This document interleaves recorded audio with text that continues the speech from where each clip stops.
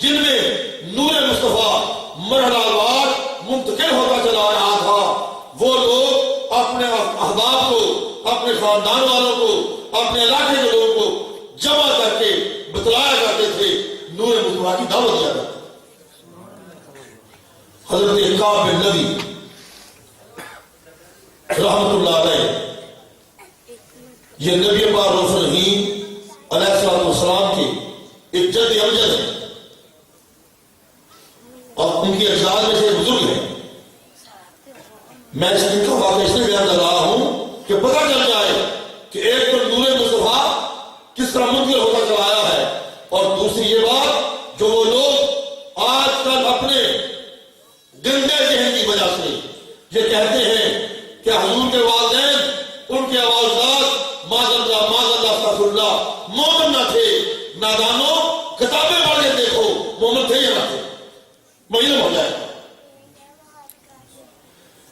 حضرت کعب بن نبی رحمت اللہ علیہ حضور کے اجداد میں سے بزرگ ہیں۔ ان کا معمول تھا کہ یوم العروبہ جو ہے یہ عبرانی زبان کا لفظ ہے، اور جمعہ کے دن کو یوم العروبہ کہا جاتا ہے۔ وہ جمعہ کے دن اپنے خاندان والے قریش کو جمع کرتے اور ان سے خطاب کیا کرتے تھے کہ لوگوں، آج جمعہ کا دن ہے، میں نے اس جمعہ کے دن کو آپ کے لیے اللہ کی عبادت کے واسطے مقرر کر دیا ہے، اس لیے تم نے جیسے ہی جمعہ کا سورج طلوع ہو کہیں جانا نہیں، کوئی کاروبار نہیں کرنا، کوئی کام نہیں کرنا، شام کا سورج غروب ہونے تک اللہ کی عبادت کرنی ہے۔ اللہ وحدہ لا شریک ہے، بتوں کی پوجا نہیں کرنی، بتوں کی عبادت نہیں کرنی، تم نے سود نہیں کھانا، حرام نہیں کھانا، حرام کاری نہیں کرنی، کسی کو تنگ نہیں کرنا، ظلم نہیں کرنا، اور تم اللہ کے حرم کے پاسبان ہو، اللہ کے حرم کے ہمسائے ہو، تم پہ ذمہ داری زیادہ آتی ہے۔ جو لوگ بھی اس حرم کعبہ کی زیارت لے آتے ہیں ان کی خدمت کرو، ان کی خدمت میں کیونکہ اللہ اجر عطا فرمائے گا۔ یہ ہر جمعہ کو وہ اس طرح نیکی کی باتیں کرتے تھے، یہ نیکی کو دعوت دیا کرتے لوگ۔ ایک دن سب کو اکٹھا کیا، فرمایا کہ لوگوں، آج میں تمہیں ایک بہت بڑی خوشخبری دینے والا ہوں۔ بہت بڑی، آپ نہیں سن رہے؟ سبحان اللہ۔ بھائی بات نہیں سنو، میرا مجھے جواب ہی دیا کرو مجھے کچھ، یعنی کہ اللہ انہیں کو حضرت کعب بن نبی رحمۃ اللہ نے فرمایا کہ میرے خاندان والوں، آج اہل مکہ میں تمہیں بہت بڑی خوشخبری دینے والا ہوں، اور خوشخبری کیا ہے؟ وہ نبی جس کے بارے میں ہمارے جد امجد ابراہیم علیہ السلام نے اللہ سے دعا کی تھی، ربنا وابعث فیہم رسولا، کہ یا اللہ اس اسماعیل کی اولاد میں وہ رسول خاص جس کے لیے تم نے ساری کائنات کو بنایا ہے، جس کے لیے تم نے انبیاء سے عہد لیا تھا، یا اللہ اس رسول خاص کو میرے اسماعیل کی اولاد میں پیدا کر دینا۔ تو لوگوں، ہم اسماعیل کی اولاد ہیں، اور وہ رسول خاص میں تمہیں خوشخبری دے رہا ہوں، وہ رسول خاص جو وجہ تخلیق کائنات ہے، جس کے لیے اللہ رب العزت نے یہ ساری کائنات کی رونق سجائی ہے، وہ رسول خاص تمہارے خاندان میں پیدا ہونے والا ہے، تمہارے خاندان میں پیدا ہونے والا ہے۔ اور میں یقین سے کہتا ہوں، حضرت کعب بن نبی رحمۃ اللہ علیہ نے یہ کہا کہ میں یقین سے کہتا ہوں وہ میری اولاد میں سے ہوگا،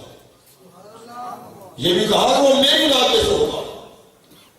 تمہارے خاندان میں سے ہوگا اور میری اولاد میں سے ہوگا۔ اور پھر کہتے ہیں انہوں نے نعت لکھی، حضور کی شان میں نعت لکھی، اور فرمایا آخری شعر میں بتاتا ہوں، ان کے شعر کا ترجمہ یہ ہے، کاش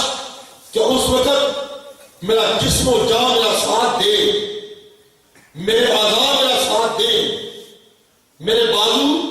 اور میری ٹانگوں میں قوت ہو، تو میں اس کے دشمنوں کے ساتھ کبھی آگے کبھی پیچھے کبھی دائیں کبھی بائیں لڑ کے لڑتا شہید ہو جاتا اس کی ذات پر اپنی جان قربان کر دو یہ دادا پوتے کے لیے کہہ رہا اور کتنا عرصہ پہلے کہا ہے حضرت جلالسیوطی رحمۃ اللہ علیہ خصائص کبریٰ میں لکھتے ہیں 560 سال پہلے انہوں نے اس کا تذکرہ کیا اور فرمایا لوگوں اس کا نام محمد ہوگا اور جس کو آسمانوں پہ ہم پکایا نام بھی بتایا یہ 560 سال پہلے جو ذات مصطفیٰ کی آمد کی خبر دے رہا ہے جو ان کے اوپر اپنی جان قربان کرنے کا متمنی ہے کیا اس کا ایمان نہیں ہے اس کا ایمان نہ مانا جائے تو میں یہ کہوں گا کہ وہ عاشق آدمی جو اس کو نہیں مانتا ان کے ایمان کو قبول نہیں کرتا یا ان کے ایمان کی تسلیم نہیں کرتا وہ عقیدے کے کینسر میں مبتلا ہے اس کو علاج کرانا چاہیے ورنہ اس کا سارا جسم اس کینسر میں جل سڑ کے جہنم کا ایندھن بن جائے گا اس لیے اسے اپنا علاج کرانا چاہیے تو دوستان محترم اسی طرح حضور کی آباء و اجداد ایک کی بات بتائیں تو بڑا لمبا اور درکار ہے میں نہیں سب کو بتا سکتا بہرحال صورت یہی کافی ہے کہ 560 سال پہلے ان کے دادا امجد نے کہ آپ نے پوتے پر ایمان لانے کا اظہار کیا اسی طرح ان کے بعد حضرت عبد مناف نے بھی اور حضرت عبداللہ نے عبد المطلب نے ہاشم نے سب نے ایمان مصطفیٰ کا اظہار کیا ہوا بہرصورت یہ آقا کے ظہور سے پہلے کی بات ہے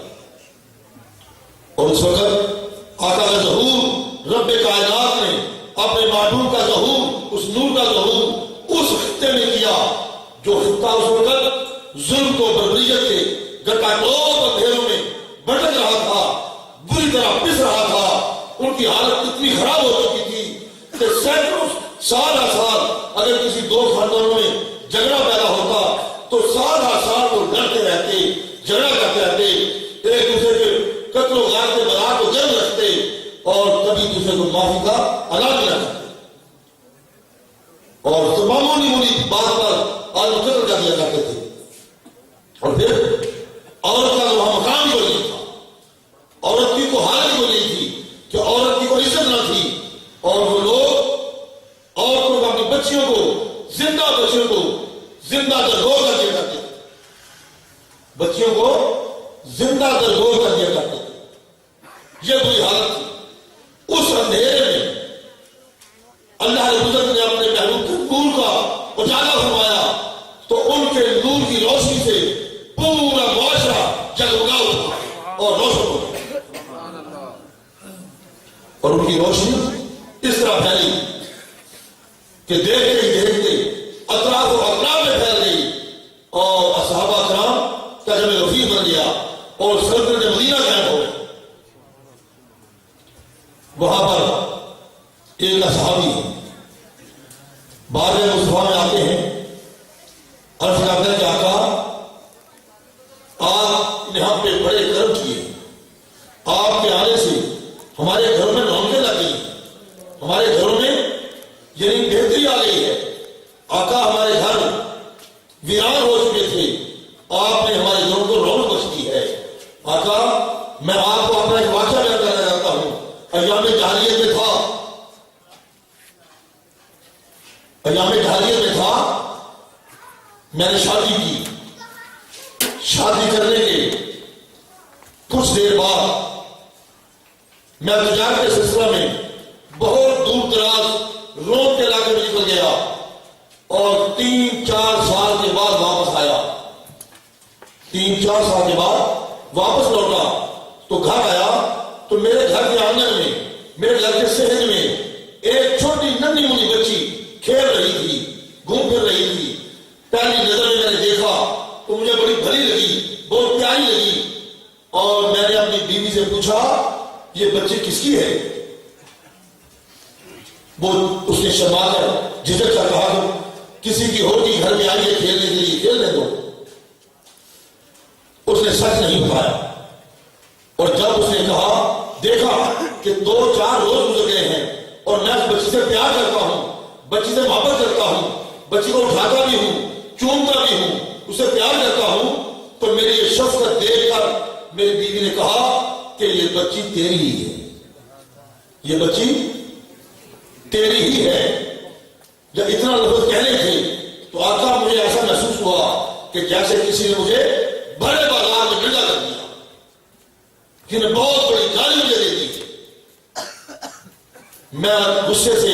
لال پیلا ہو گیا, آگ بگولا ہو گیا. تو آقا میں نے اسی وقت ایک رسی لی, ایک کسری لی اور لے کر بچی کو پکڑا, اس کو ساتھ لے کر چل دیا. اب بچی کو کیا خبر کہ میرا والد, میرا بابا مجھے کہاں لے جا رہا. باہر جنگل میں جا کر میں نے گڑا کھودنا شروع کیا. بچی میرے ساتھ مٹی پیچھے ہٹاتی رہی. اس کو کیا خبر تھی کہ گڑا کس لیے کھود رہا ہے. جیسے ہی گڑا گہرا ہوا میں مٹی باہر پھینکتا تو مٹی کچھ پلٹ کر میرے سر پہ آتی, تو بچی ننھے منھے ہاتھوں سے میرے سر کو کھجالی کرتی اور میرے سر سے مٹی نکالتی. لیکن میرے ظالم اور شفاف دل پر کوئی اثر نہ ہوا. اس کی یہ نرمی, بچی کی یہ نرمی, بچی کی یہ شفقت اور پیار نے مجھے نہ کچھ اثر کیا, اور میں مسلسل گڑا کھودتا رہا. یہاں تک گڑا کھود کے میں نے چھلانگ لگا کے باہر نکلا اور میں نے رسی سے بچی کو جکڑنا شروع کیا. بچی آ کر روتی رہی, چلاتی رہی, چیختی رہی, مجھے ابا ابا کہہ کر پکارتی رہی, لیکن میرے دل پر کوئی اثر نہ ہوا. میں نے آقا اس بچی کو روتے پیٹتے ہوئے اس